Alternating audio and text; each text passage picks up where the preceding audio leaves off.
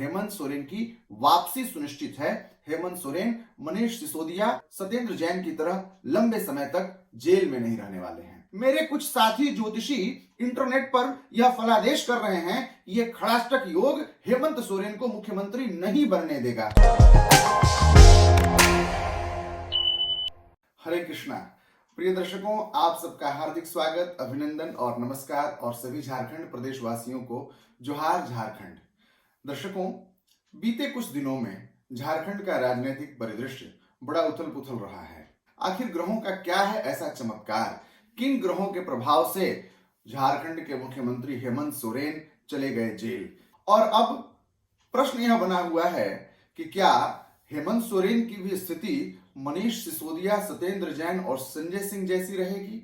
लंबे समय तक वो रहेंगे जेल में या फिर जल्द ही वापसी करेंगे? और यदि वापसी करेंगे तो क्या नवंबर और दिसंबर में एक्सपेक्टेड जो झारखंड का इलेक्शन है उसमें वह पुनः अपनी सरकार बनाने की स्थिति में आएंगे? इन सारे विषयों का उत्तर आज के इस कार्यक्रम में मैं लेकर आपके सम्मुख उपस्थित हुआ हूं।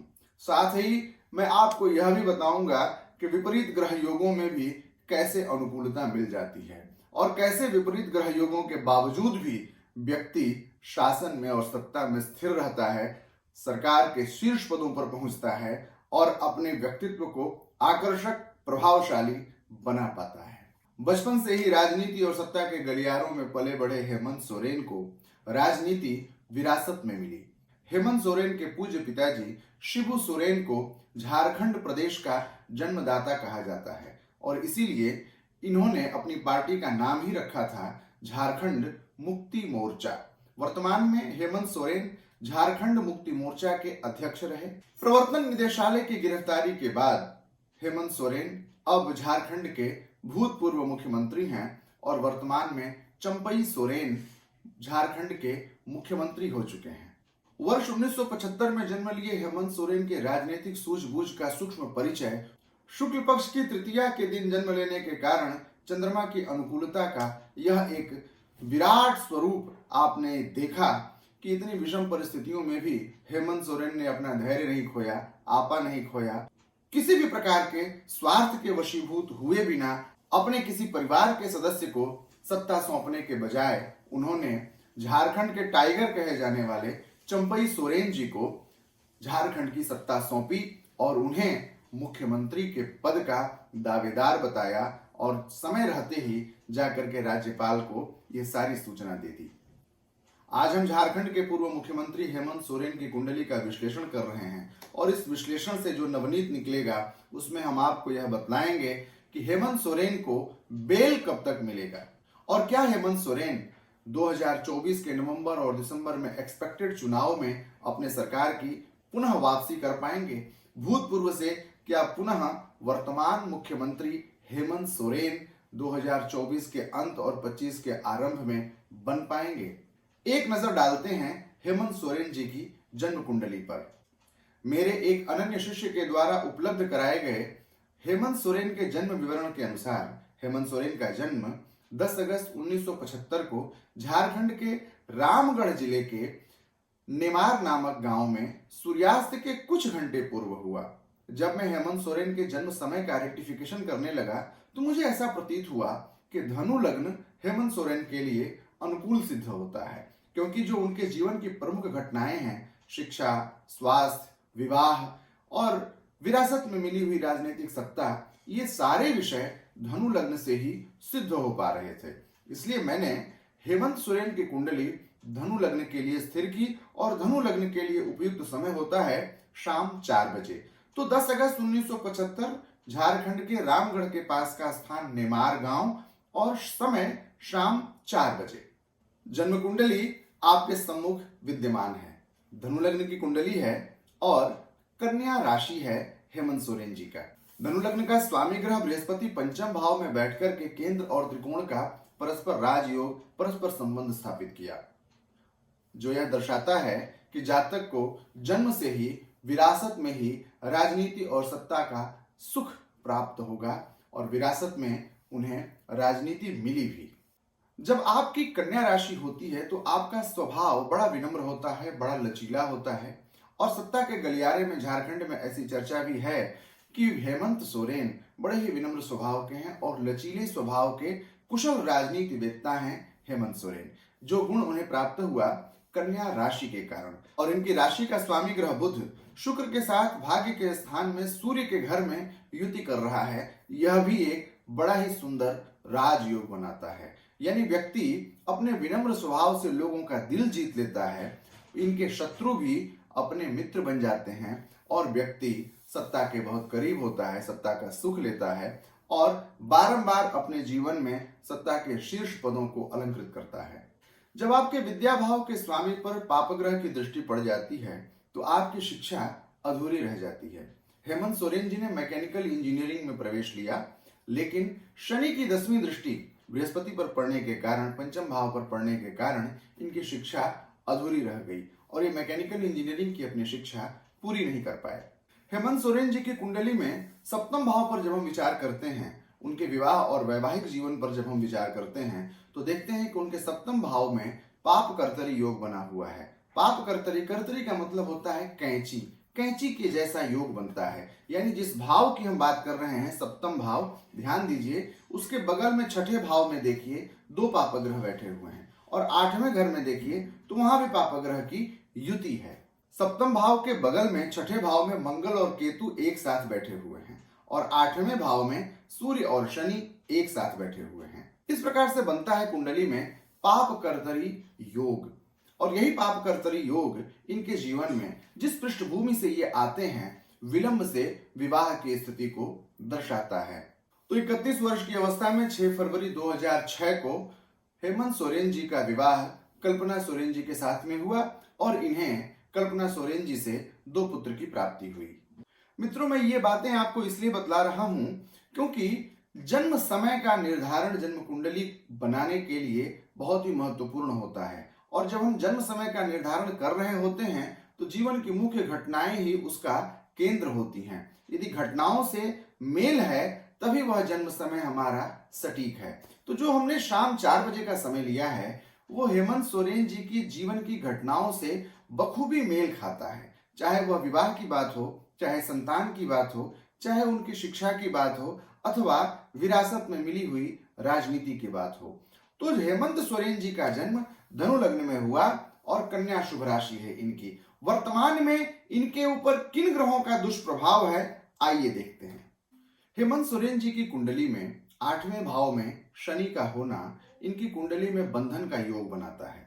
सूर्य और शनि का परस्पर होना, जन्म कुंडली में शनि का 4थे भाव में, 5वें भाव में, 7वें भाव में, 8वें भाव में और 9वें भाव में पापक ग्रह के साथ में युति करना बंधन का योग बनाता है, जेल जाने का योग बनाता है। आप ध्यान दीजिए, हेमंत सोरेन की कुंडली के 8वें भाव पर देखिए, 8वें भाव में जहां 4 लिखा हुआ है वहां देखिए सूर्य और शनि की परस्पर युति है, और यही शनि और सूर्य की परस्पर युति खलल डालती रही है हेमंत सोरेन के जीवन में, उनके व्यक्तित्व के विकास में, उनके सत्ता के सुखों में। वर्ष 2013 में बृहस्पति की दशा आते ही आपने मुख्यमंत्री पद का पहली बार शपथ ग्रहण किया, लेकिन ज्यों ही बृहस्पति की महादशा में शनि की अंतरदशा आई तो वर्ष 2014 में आपने मुख्यमंत्री का पद खो दिया, और वही शनि और सूर्य का जो परस्पर संबंध अभी बना है यह इनके लिए बंधन का सबसे बड़ा कारण बन गया है। बृहस्पति की महादशा में मई 2023 में सूर्य की अंतरदशा प्रवेश करती है और यहीं से प्रवर्तन निदेशालय का नोटिस मिलना आरंभ हो जाता है हेमंत सोरेन को। यहीं से हेमंत सरकार पर तलवार लटकना आरंभ हो जाती है और झारखंड में दबी जुबान से यह चर्चा होने लगती है कि हेमंत सोरेन की सरकार जाने वाली है और हो सकता है कि हेमंत सोरेन भी जेल जाएं। एक तो सूर्य और शनि की अष्टम भाव में युति, दूसरा गोचर में 14 जनवरी को मकर का सूर्य का आना हेमंत सोरेन के लिए घातक साबित हो गया। 13 फरवरी को जब कुंभ के सूर्य हो जाएंगे यह और भी विपरीत परिस्थिति को पैदा करने वाला है। तमाम मुसीबतें इनकी बढ़ती हुई दिखेंगी 13 फरवरी के बाद। 13 फरवरी से मार्च, लगभग 14 मार्च तक की स्थिति इनके लिए और भी कठिन होगी, क्योंकि कुंभ राशि में प्रवेश करेंगे 13 फरवरी को सूर्यदेव और वहां पर पहले ही से शनि महाराज विद्यमान है। तो जो इनकी कुंडली में सूर्य और शनि की चौथे भाव में 4 नंबर में लिखा हुआ जो योग बना हुआ है, यही सूर्य और शनि का दुर्योग पुनः बन रहा है गोचर में भी, यानी ग्रहों की वर्तमान स्थिति में भी, कुंभ के जब सूर्य होंगे। लेकिन एक अच्छी बात दर्शकों मैं आपको बताऊं कि बृहस्पति की महादशा में सूर्य की अंतर्दशा मार्च 2024 तक ही है। यानी हेमंत सोरेन के जीवन में जो भी संकट के बादल हैं वो मार्च 2024 तक ही हैं। आगे अंधेरा छटेगा, सुबह होगा, सूर्योदय होगा और हेमंत सोरेन की वापसी सुनिश्चित है।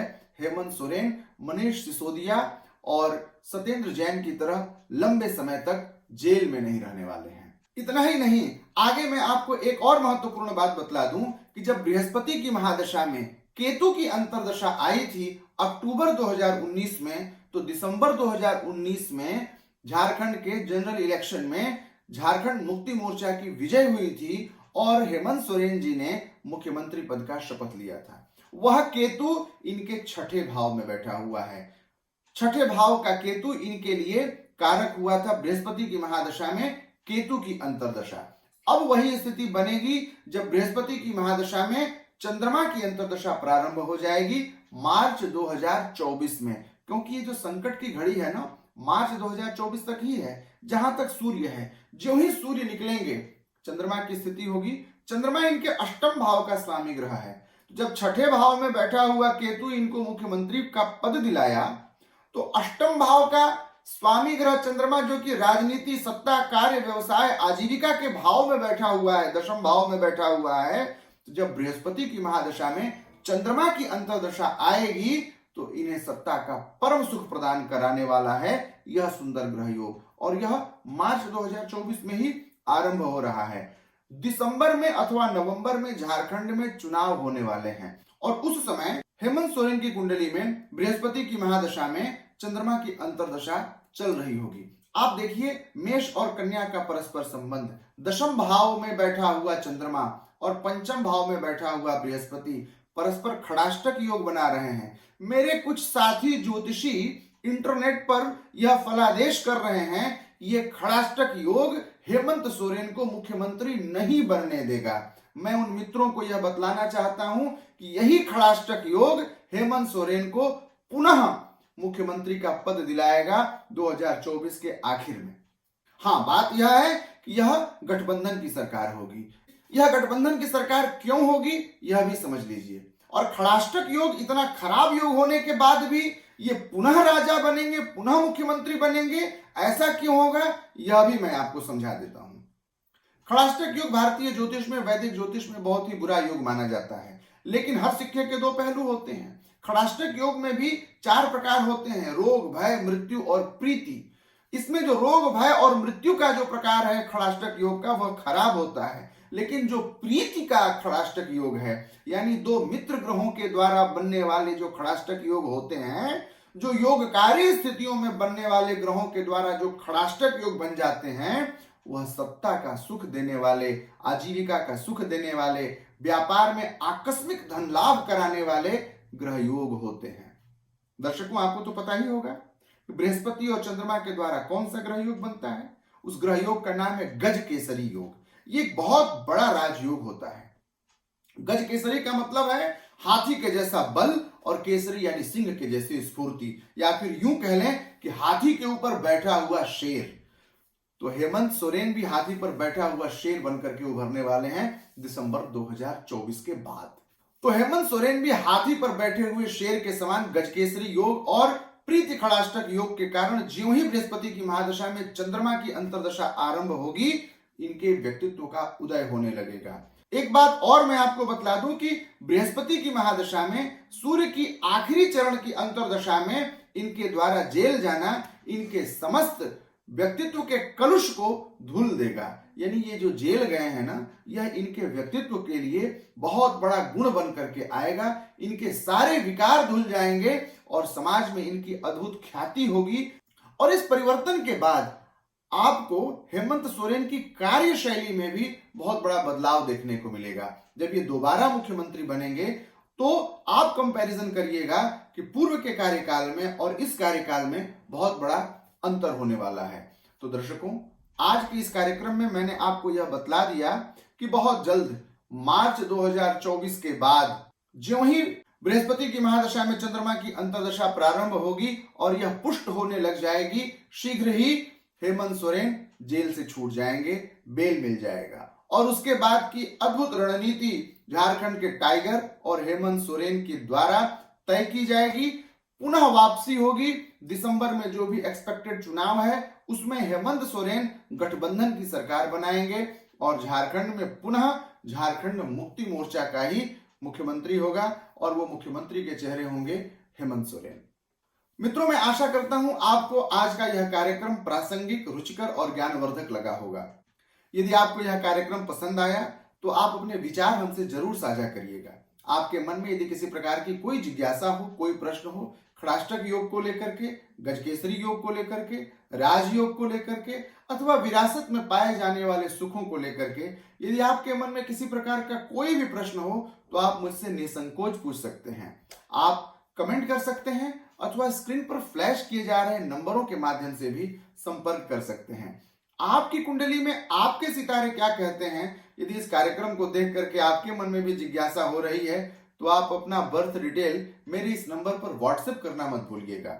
मैं सबके कमेंट का जवाब देता हूं और सबके फोन का उत्तर भी देता हूं। प्रतिदिन शाम 7 बजे ऐसे ही रोचक और ज्ञानवर्धक कार्यक्रमों के साथ मैं आपके पास उपस्थित होता हूं।